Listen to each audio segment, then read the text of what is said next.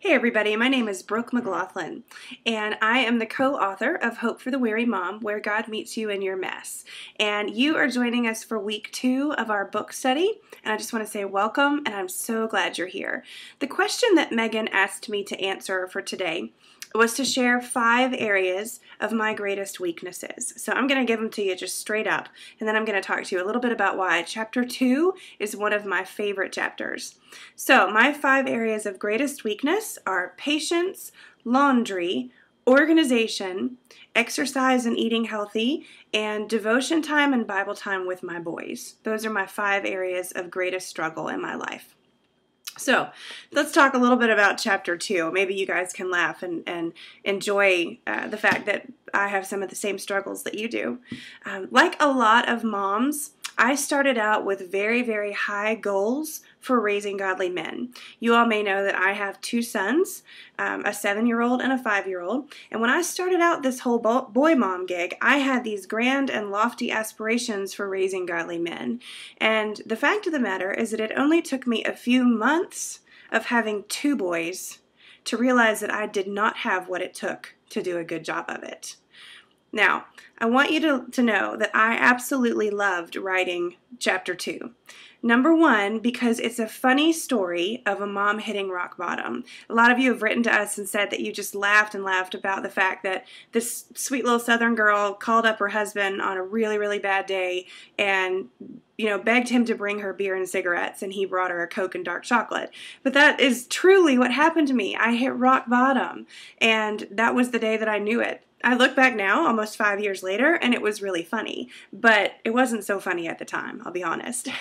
Also, I loved writing this chapter because it was this season of my life of feeling very, very weak that is kind of the backstory for my part of the story for how the Mob Society, my site that I co-own, kind of came into being. So it was a story of a very, very weak time, but something that God used to bring me into His plan for my life.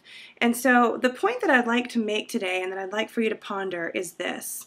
It's often at our weakest points in life that God works the miracle for us, that He has planned for us. So ponder that. When we admit who we truly are, the fact that we're lost, broken, weak, and weary, unable to raise our boys, or for you maybe girls or both, into the men that we hoped they would be, when we truly admit that that's who we are, that we are unable to be enough on our own, that's when God's strength is made perfect in us. So the day I realized that my life really wasn't all that different from other moms who were trying to raise their boys into godly men was the day that changed everything for me. And for the first time, I began to recognize that I had been listening to the voice of the enemy instead of the voice of God, who loves me. The enemy wanted me to believe that I was ruining my boys, that no one else struggled the way I did as a mom. But the truth was that there were many other moms who had my same struggles, and yours too. The truth, friends, that truth was really freeing for me. So now, 5 years later, I'm not afraid to talk about my mess anymore. Sure, I still have a mess. I still have areas of my life where I'm very weak and where I struggle, but I'm not afraid to talk about it anymore. I've taken 2 Corinthians 12, 9 through 10 quite seriously. I no longer hide behind a curtain of shame. No, I boast.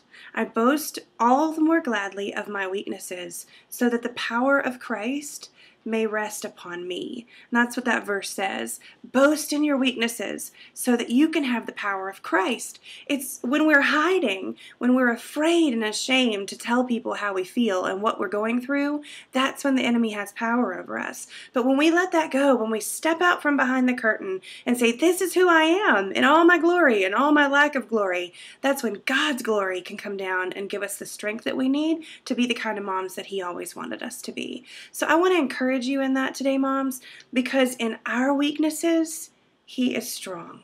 So hang on to that, boast in your weaknesses, and be encouraged for today. Now let's get on with chapter 2. Be blessed.